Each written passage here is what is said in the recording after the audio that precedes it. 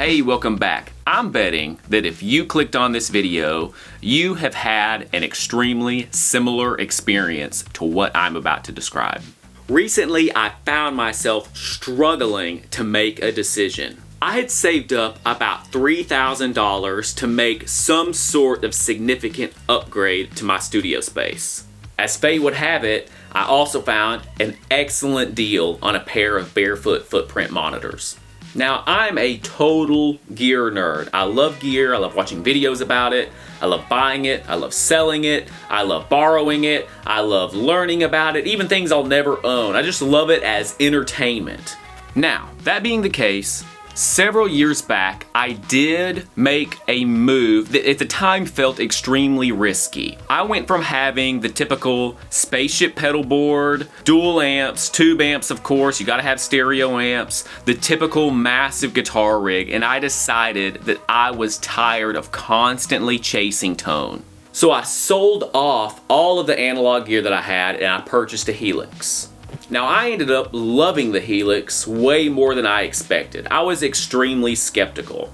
In fact, I actually didn't sell any of my analog gear until I had purchased the Helix and made sure that I could actually get some good tones out of it.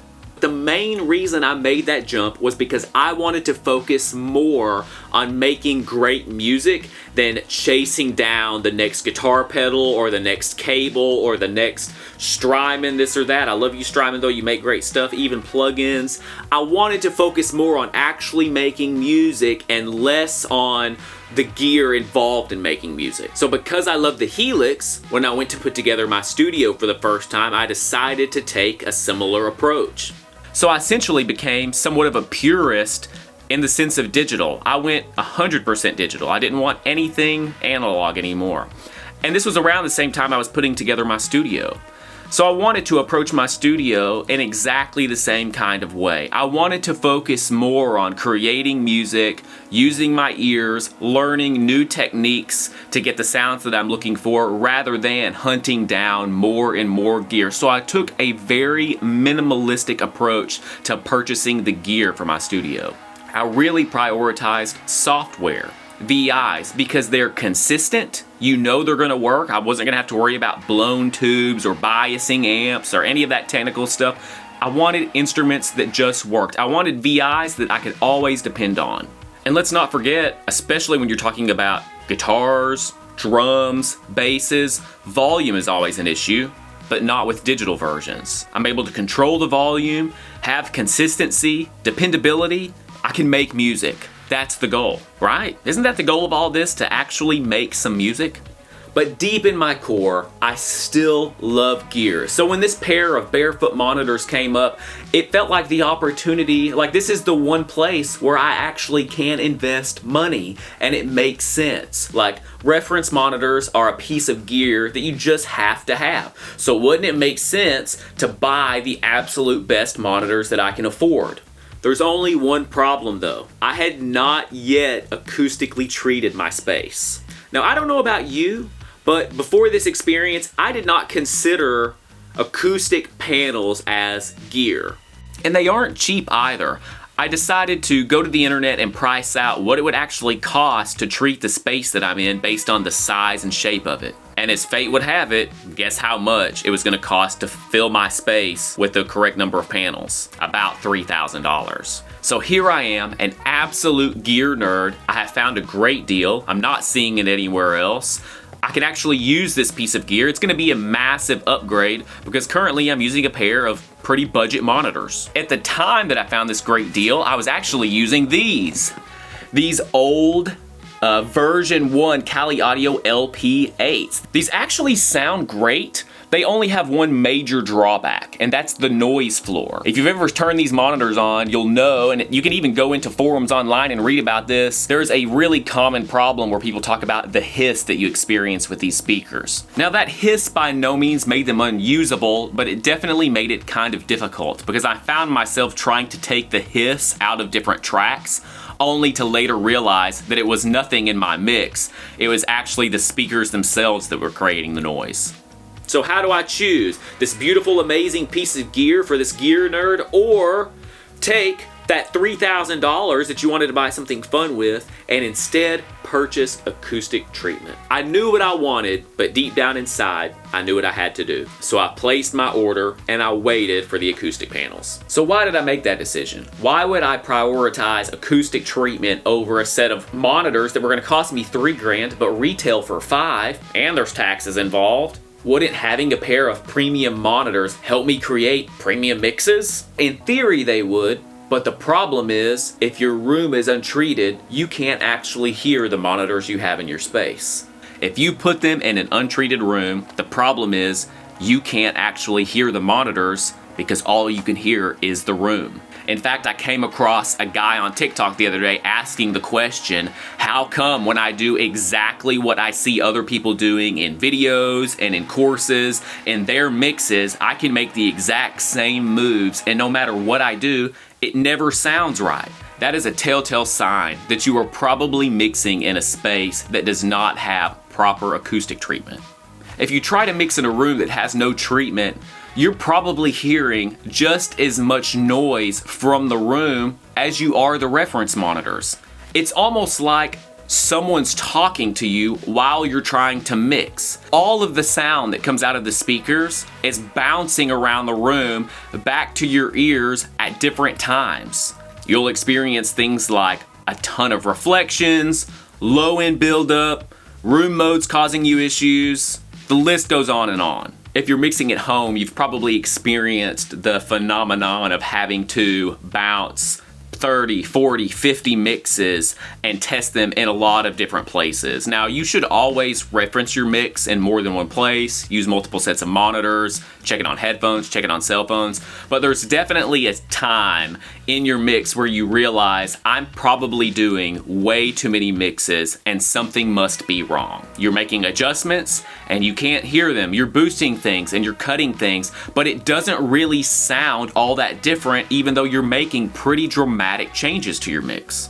So take it from someone who just took the plunge. I just installed my own set of acoustic panels in my studio space for the first time, and I have to say, I am extremely pleased in my decision. The detail, the clarity, the way that I'm able to listen to songs that I have listened to for years and all of a sudden I can now hear things that I have never been able to hear before, the difference was remarkable. It was an absolute game changer. I can now say without a doubt, acoustic panels are maybe, other than your ears, the most important piece of gear that you need to have. I want to give you a few tips though, because you can't just buy anything. The first thing is you want to make sure that your panels are up to spec. You can't just buy egg crate foam off of Amazon, because although egg crate foam might absorb a little bit of the top end, the truth is it's the wrong material and wrong thickness to use as acoustic treatment. In order to absorb an equal amount of the majority of the frequency spectrum, you want to make sure that you use some sort of mineral wool or rock wool sound panels. Now you also want to make sure that the sound panels are relatively thick, typically around 4 inches. While a 1 or 2 inch panel may help reduce some of the reflections in the high end and will definitely help your space sound quieter, you might experience an issue where your panels absorb only the upper mids and the highs. The issue that this will create is that they don't absorb enough low end. So while reflections in the mids and highs are reduced, your low end is still running rampant. So now your room is really unbalanced and it's going to make it really hard for you to make the right decisions when mixing and mastering. So you want to try to shoot for around 4 inches in depth, and if you have the extra funds, you might consider putting even thicker bass traps in your corners. Now that you have the right panels, where are we going to place them? There are a few key places to place them to get you started. First, focus on your first reflection points on your sidewalls. Now there are a copious amount of videos out there about this. I know because I watched them all setting up my space, but it's pretty easy to find. You essentially just do the hand mirror trick. You just sit in your mix position and you have a friend slide a hand mirror down your sidewall until you can see your reference monitor in the mirror. Once you see the reference monitor, you know that's your first reflection point. You're going to want to make sure that you treat that area on both your left and right sidewalls.